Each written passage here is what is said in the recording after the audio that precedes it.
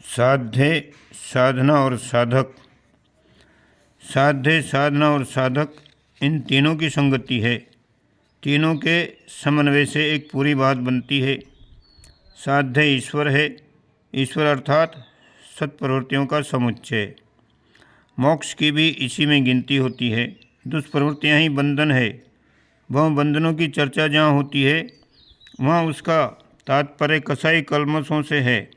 कसाई अर्थात पूर्व जन्मों के अभ्यस्त संस्कार, कल्मष अर्थात प्रस्तुत लरक लिप्साओं को आकर्षण से किए हुए दुरित।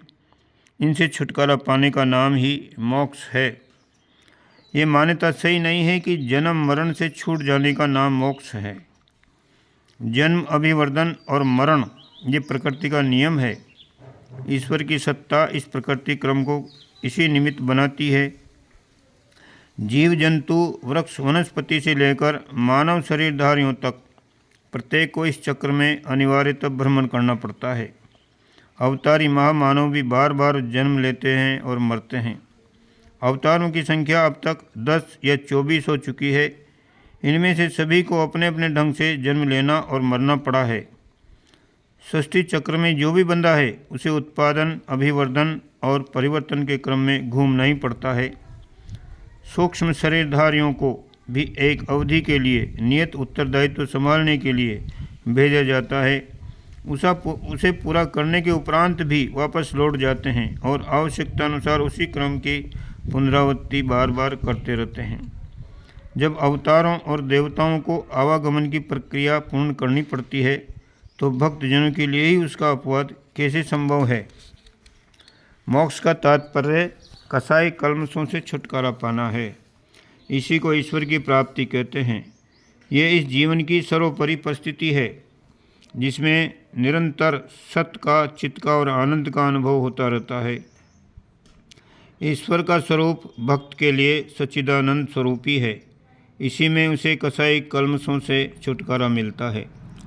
कर्म बंधन से बलात् बंधकर जन्म मरण के चक्र में फंसना बंदी की तरह कष्टकारक भी हो सकता है, पर जो ईश्वर की इच्छा से उसकी व्यवस्था संभालने के लिए जेलर की तरह आता जाता रहता है, उसके लिए ईश्वर के इस स्वर्गोपम उद्यान का आनंद लेने के लिए बार बार आने जाने का अवसर प्राप्त करना सुख भी है और सौभाग्य भरा भी। ईश्वर की किसी मनुष्य आकृति के प्राणी के रूप में कल्पना बेकार है। इसी प्रकार उसका कोई नगर, गांव, लोक होना भी संभव नहीं है। जो सर्वव्यापी है वह एक देशी नहीं हो सकता। जो शक्ति रूप है वह किसी गांव, देश में रहे, ऐसी मान्यता भी विसंगत है। ईश्वर एक व्यवस्था है, भावनाशीलों के लिए उसकी भावना के अनुरूप भी। इसलिए मरने के बाद मोक्ष मिलने की कल्पना निरर्थक है। उसे भावनाशील जीवित स्थिति में भी प्राप्त कर सकते हैं। ईश्वर प्राप्ति के लिए मरने तक का इंतजार करना व्यर्थ है। सगुण भक्तों ने भी जीवित स्थिति में भगवान को पाया है। निराकारवादियों के लिए तो वो और भी सरल है। दिल के आईने में है तस्वीर यार, जब जरा गर्दन झुकाई देख ली। अपना अंतरात्मा ही शुद्ध होने की स्थिति में परमात्मा हो जाता है। उससे सबसे निकट देखना हो, सबसे सरलतापूर्वक देखना हो तो अपने शुद्ध अंतःकरण में ही उसकी झांकी करनी चाहिए। साधना में साध्य एक ही है, ईश्वर प्राप्ति। इसी को मोक्ष कहना हो तो कुछ भी हर्ज नहीं। इसे प्राप्त करते ही साधक अज्ञान, अभाव और अशक्ति और समस्त दुख दारिद्रों से छूट जाता है। सच्चिदानंद के साथ एकीभूत हो जाता है। अपनी और ईश्वर की स्थिति में भिन्नता नहीं रहती। साध्य को समझ लेने के बाद साधना का स्वरूप समझने की आवश्यकता है। जो साधना करने लगे, उसमें रस आने लगे, समझना चाहिए कि वह साधक हो गया। जो साधक है वही सिद्ध है। ईश्वर के संपर्क में आने पर उसके गुण भी अनायास ही आ जाते हैं। अग्नि के साथ ईंधन का संपर्क सुदृढ़ हो जाने पर गुण आ गए हैं, वही ईंधन में पैदा हो जाते हैं। ईश्वर सिद्धियों का भंडार है। उसके साथ संपर्क साधने वाला साधक सिद्ध ही होकर रहता है। साधना के लिए 2 कार्य करने पड़ते हैं, एक योग, दूसरा तप। योग का अर्थ है अपने दृष्टिकोण की उत्कृष्टता को साथ जोड़ देना। तप का अर्थ है ललक लिप्साओं की अवांछनीय आदतों को बलपूर्वक खींच घसीट कर सीधे रास्ते पर लाना। मनुष्य का चिंतन शरीर अभ्यास के साथ बुरी तरह गुज जाता है। अपने को निरंतर शरीर समझता है। शरीरगत सुख ही उसके सुख और शरीरगत दुख ही उसके दुख बन जाते हैं। इंद्रिय जन्य वासनाएं और मनोगत तृष्णा से इन्हीं दो की पूर्ति में शरीर लगा रहता है। इन्हीं दो के अतिरिक्त तीसरी है अहमता। सारे सुखों का केंद्र इन तीनों के केंद्रीभूत रहता है। इन्हीं की पूर्ति के लिए निरंतर सोचने और करने की क्रिया चलती रहती है। आत्मा सूझ ही नहीं पड़ती। शरीर के भीतर जो है वो सूझता नहीं। उसकी आवश्यकताओं और इच्छाओं की ओर ध्यान ही नहीं जाता। दृष्टिकोण के इस पृथक्करण को योग कहते हैं। योगी को अपनी दृष्टि शरीर से हटाकर आत्मा के साथ जोड़नी पड़ती है। एक ओर से खींचकर दूसरी ओर जोड़ने का नाम योग है। ये चिंतन क्षेत्र को उलट देता है। इसके लिए आत्मचिंतन में निरति पकानी पड़ती है। शरीर और आत्मा का भेद समझना पड़ता है। शरीर जन्य इंद्रियां, मनोजन्य तृष्णाएं कितनी आकर्षक और कितनी अभ्यस्त होती हैं, उनसे मन को विरत करके यथार्थता को समझना, यही आत्मज्ञान है। आत्मज्ञान होने पर तीसरा नेत्र खुल जाता है और निरर्थक के लिए मरते खपते रहने, सार्थक की ओर से मुंह मोड़ने रहने का अंतर समझ में आ जाता है। इसी का नाम योग है। इस दृष्टिकोण के परिवर्तन को ही अंतर का कायाकल्प कहते हैं। योगी की स्थिति संसारी से बिल्कुल विपरीत होती है। योगी को आत्मा का हित ही अपेक्षित होता है, जबकि भोगी को वासना, तृष्णा और अहमता के अतिरिक्त सोता सूझता ही नहीं। साधना का वास्तविक अर्थ योग साधना है। योग का अर्थ है भोग से विरक्ति। चिंतन को एक ओर से खींचकर दूसरी ओर नियोजित करने का नाम योग है। इसमें आंखें मूंदकर अंतर्मुखी होना पड़ता है और जो भीतर है उसके कल्याण की साधना करनी पड़ती है। तप योग का दूसरा पक्ष है। विचार कर्म में समाविष्ट हो जाते हैं। वे आदतों का रूप धारण कर लेते हैं और अभ्यास बनकर कार्यान्वित होने लगते हैं। कामुकता के विचार मात्र मस्तिष्क में ही नहीं घूमते, वरन यौनाचार बनकर क्रियान्वित भी होते हैं। मर्यादा न रहकर मर्यादाओं का उल्लंघन करते हैं। वे विचार के रूप में परिणित होने लगता है। लोभ मात्र धन इच्छा तक ही सीमित नहीं रहता है, वरन चोरी, बेईमानी, छल, कपट, प्रपंच आदि के रूप में जैसे बने वैसे धन संग्रह में लग जाता है। आरंभ में मन कुछ हिचकिचाता भी है। पीछे अभ्यास में आई हुई आदतें उसे स्वाभाविक मान लेती हैं। अहंकार प्रदर्शन के लिए श्रृंगार ठाट बाट में ढेरों पैसा खर्च होने लगा है और अपने को दूसरों से बड़ा सिद्ध करने के लिए आतंकवादी कार्य किए बिना चैन नहीं पड़ता। नीति अनीति विचार मन में से चला जाता है और अनीति करते हुए अपनी चतुरता एवं सफलता मालूम पड़ने लगती है। इन आदतों को सहज ही नहीं छुड़ाया जा सकता है। अपने आपे से लड़ना पड़ता है। कुटेवों को निरस्त करने के लिए अपने साथ सख्ती बरतनी पड़ती है। शक्ति हर किसी को अखरती है, इसलिए अभ्यास डालने के लिए हर इंद्रियों को व्रतशील बनाना पड़ता है। स्वाद इंद्रियों को संयम में लाने के लिए व्रत, आधा वस्त्र, अस्वाद का एक क्रम बनाकर तपश्चर्या करनी पड़ती है। ब्रह्मचर्य में कड़ाई बरतनी पड़ती है। दानशीलता अपनानी होती है ताकि लोभ पर अंकुश रहे। चिंतन को स्वाध्यायशील बनाना होता है ताकि उतना समय शरीर अभ्यास की विडंबनाओं में से कटे। सर्दी गर्मी सहन करने के अभ्यास डालने पड़ते हैं ताकि त्वचा को सहनशीलता की आदत पड़े। अभावग्रस्तता गरीबी का चिन्ह माना जाता है, पर जब उसे व्रतशीलता में सम्मिलित किया जाता है तो वर्ग गौरव का निमित्तकरण बन जाता है। सादा जीवन उच्च विचार की नीति अपनाने में आदर्शवादिता चरितार्थ होती है। विभिन्न साधनों में विभिन्न व्रत नियमों का समावेश है। कुछ नियम थोड़े समय के लिए पालन किए जाते हैं, कुछ को सदा के लिए अपना लिया जाता है। जैन धर्म के साधु साध्वी कठोर नियमों का व्रत धारण करते हैं और उन्हें आजीवन निभाते हैं। हिमालय कंदराओं में निवास करना, कंद मूल फल के आहार पर गुजारा करना, भूमि पर सोना जैसे नियम कितने ही साधु पालन करते हैं। इन तपश्चर्याओं के पीछे यही उद्देश्य छिपा हुआ है कि विलासिता की आदतों को निरस्त किया जा सके और सादा जीवन उच्च विचार की साधना को ऊंचे स्तर तक लंबे समय तक निभाया जा सके। ये शरीर अभ्यास की लिप्तताओं से संबंधित पड़ी हुई आदतों को धीरे धीरे अथवा एक ही झटके में समाप्त किया जा सके। शरीर के साथ शक्ति बरतना, मन के ऊपर कठोर अंकुश लगाना तपश्चर्या का उद्देश्य है। यह योग का पूरक है।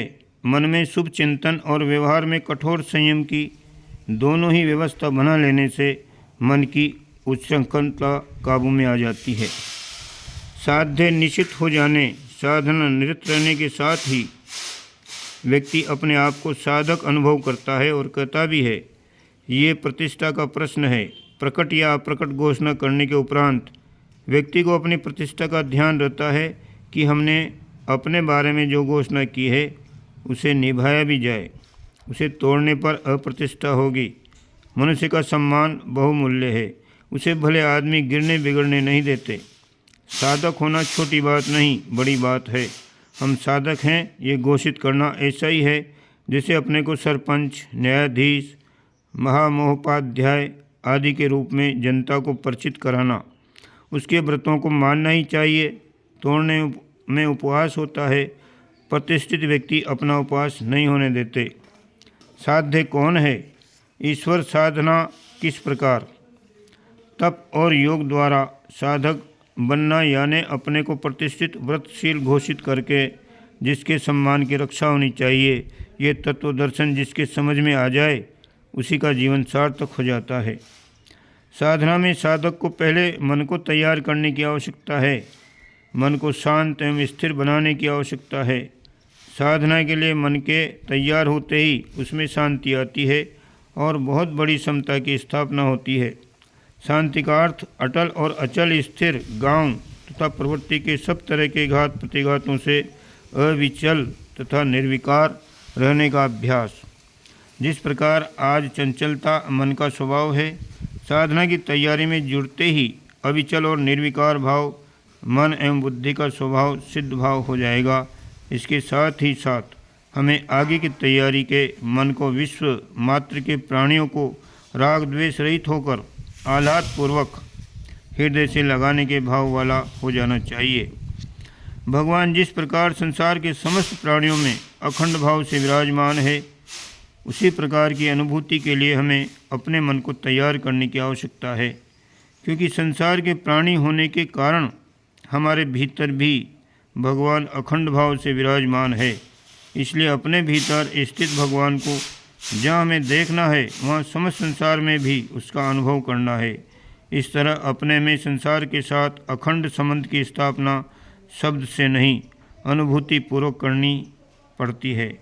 मन की इस शांत सत्ता में सतत एक रस तल्लीन रहने का अभ्यास हो जाने पर विज्ञान का अभिव्यक्त होना आरंभ हो जाता है। परंतु साधक को उतावला बनने की आवश्यकता नहीं है। अखंड निर्भयता के साथ साधना करते रहने पर भगवान स्वयं ही धीरे धीरे सभी विघ्न बाधाओं को दूर करके साधक को मनवांछित स्थान पर पहुंचा देते हैं। साधना के आरंभ में पहले अपने विचार में ज्ञान प्रवाह का अनुभव करना चाहिए। ये अनुभव ईश्वर की प्रेरणा के रूप में चित्त के भीतर करना चाहिए। ये प्रेरणात्मक ज्ञान भीतर के गुरु के रूप में साधक को अपने आप ही सब कुछ दिखा और सुना देगा। क्या करना चाहिए, किस में कमी या अधूरापन है, क्या नहीं करना चाहिए, ये सारी बातें वो स्वयं ही कहना आरंभ कर देगा।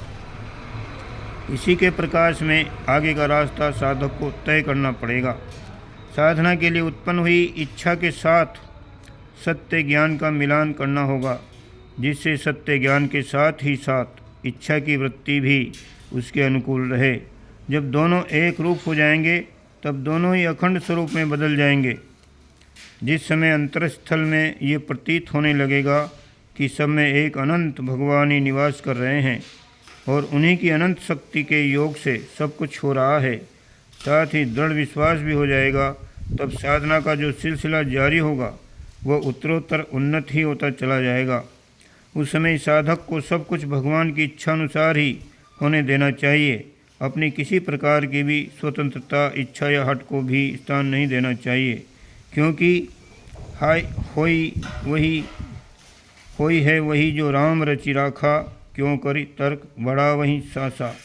साधक को अपनी किसी भी प्रकार की इच्छा नहीं करनी चाहिए, सब भगवान के ऊपर छोड़ देना चाहिए और समझ लेना चाहिए कि भगवान की मंगलमय इच्छा ही सब घटनाओं को उत्पन्न कर रही है। भगवान में संपूर्ण श्रद्धा रखनी चाहिए। भगवान जो कुछ भी देखते हैं उसे दूर करने के लिए सब कुछ करते हैं। साधक को चाहिए कि भगवान के इस काम को भी वह साधना का एक अंग ही समझे, क्योंकि साधना के लिए इसकी बहुत बड़ी आवश्यकता है। भगवान कल्याण स्वरूप हैं, इसलिए कल्याण साधना में भगवान के कल्याण स्वरूप का स्मरण रखना ही साधक का प्रमुख लक्ष्य है। तनिक भी विचलित न होकर असूक्ष्म, संपूर्ण और कल्याण करने वाली श्रद्धा भगवान के ऊपर रखो। श्रद्धा ही समस्त कल्याण की प्राप्ति करा देगी। श्रद्धा ही त्याग का आधार है। इसे अनंत ज्ञान की प्राप्ति अवश्य होगी, इसमें अणुमात्र भी संदेह नहीं है। श्रद्धा ने ही संपूर्णता को प्राप्त कराने का भार ग्रहण कर रखा है। साधक को ये बात कभी नहीं भूलना चाहिए। साधक के लिए ये आवश्यक है कि वह संसार भर के प्रति प्रेम का भाव संपूर्ण रीति से हृदय में रखे। सबके लिए समान भाव से, किसी के लिए कम और किसी के लिए अधिक नहीं, सबके साथ समान रूप से गंभीर प्रेम करना ही त्याग करना है। त्याग और पूर्ण श्रद्धा होने से ही हृदय की सारी बाधाएं दूर हो जाती हैं। भगवान समस्त बाधाओं को नष्ट कर डालते हैं। चिंताएं मनुष्य को कुछ नहीं करने देती, इसलिए साधक का कर्तव्य है कि वह अपने को समस्त चिंताओं से मुक्त कर ले। मन और बुद्धि को चिंताओं से खाली कर लेने पर एक स्तब्ध, प्रसन्न, शांत भाव आता है। शांति की ऐसी अवस्था में वही कहता और करता है जो कि कथनीय और करनीय होता है। मन के स्थित और शांत होने पर ही सत्य का प्रकाश होता है, अर्थात मन के निश्चिंत और स्थिर हो जाने पर भगवान अपने आप ही प्रकाशमान हो जाते हैं, यानी उनका प्रकाश साधक को दिखने लगता है। चिंता युक्त मन रहने से जहाँ साधना में कठिनाई आती है, वहाँ साधक को उलझन आने की भी संभावना रहती है। इसलिए भगवान के प्रकाश को अविकृत रूप से धारण करने के लिए समता की अत्यंत आवश्यकता है। इसके बिना भाव अधिकता के कारण मन तथा शरीर की अनेक प्रकार की विषमताओं के उत्पन्न होने का डर रहता है। भगवान की प्रस्फुटित ज्योति के लिए पूर्णोपयोगी आधार बनाए बिना उसके द्वारा शरीर और मन दोनों के ही विनिष्ट होने की संभावना रहती है। इसलिए मन और बुद्धि को संपूर्ण रूप से कुछ दिनों तक खाली करके रखने से ही भय निर्मूल हो सकता है। इस प्रकार से इस साधना के बारे में हमने ठीक से समझा। इसको बार बार पढ़ें, समझें और अपने आचरण में उतारें तो निश्चित रूप से हमारी साधनाएं फलीभूत होंगी। चैनल को सब्सक्राइब करें अगला वीडियो देखने के लिए। ओम शांति।